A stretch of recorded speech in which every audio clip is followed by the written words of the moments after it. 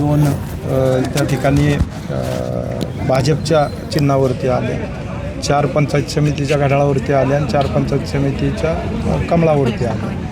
त्याही ठिकाणी आमची आज युतीच होती. त्यामधून आज आम्ही त्या ठिकाणी भाजपचे वीटच्या त्या ठिकाणी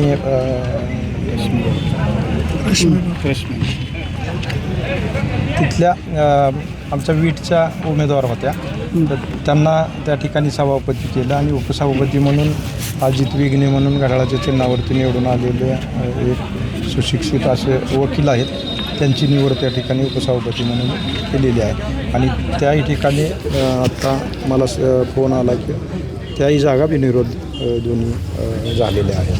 पण कुठंतरी एकीकडे आपण राजकीय विरोधकांना प्रत्युत्तर देत आलात, पण दुसरीकडं ज्या पद्धतीनं सोलापूर जिल्ह्यामध्ये शिंदे आणि मोहिते कुटुंबियांचं राजकीय सख्य जिल्ह्याभराला माहीत आहे, सातत्यानं कुर्डुवाडी नगरपालिका असेल किंवा पंचायत समिती असेल, जिल्हा परिषद, सातत्यानं मोहिते पाटलांनी आपल्याला राजकीय आव्हान उभं करण्याचं काम केलं होतं. मात्र सपशेल कुर्डुवाडी नगरपालिका असेल किंवा पंचायत समिती सपशेल अपयश मिळताना पाहायला मिळते. कसं पाहताय? नाही, आता तो विषय चर्चेचा राहिला असं मला वाटत नाही. आपल्यासोबत पंडित काका देशमुख आहेत.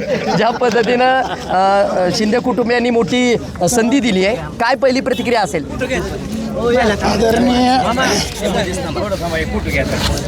आदरणीय बबनदादा शिंदे साहेब, रणजित भैया व संजय मामा शिंदे जो माझ्यावरती विश्वास दाखवला आहे, तो मी माझ्या कालामध्ये सार्थ करून दाखवणार एवढं शब्द देतो. कुठतर मनात धाकधूक होती. सर्व धाकधूक वगैरे काय नव्हती पहिल्या दिवसापासून, म्हणून खात्रीशीर तुम्हाला सुद्धा बोलत होतो.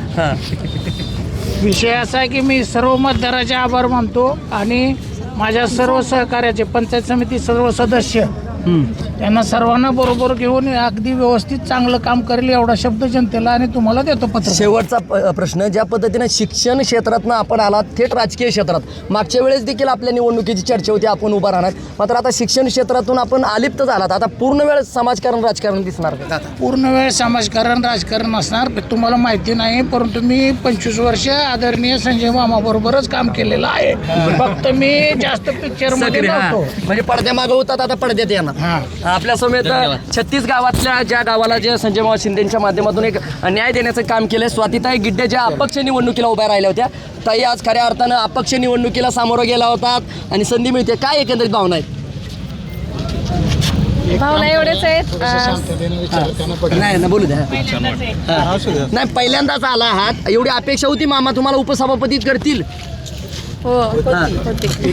काय आनंद त्यांच्याच होता? आशीर्वादाने झाले, मामाच्याच आशीर्वादाने. आपण जर पाहिलं तर प्रतिक्रिया देताना निवडीनंतर भावूक होताना जे आहे ते आपल्याला या ठिकाणी पाहायला मिळतात. त्यामुळं कुठेतर माडा पंचायत समितीवर शिंदे गटाचं वर्चस्व जे आहे ते या निवडणुकीत देखील आपल्याला अबाधित झाल्याचं पाहायला मिळतं. माझा सहकारी कॅमेरा पर्सन आयुब कागदीसह मी संदीप शिंदे, TV9 मराठी, माडा, कुर्डुवाडी, सोलापूर.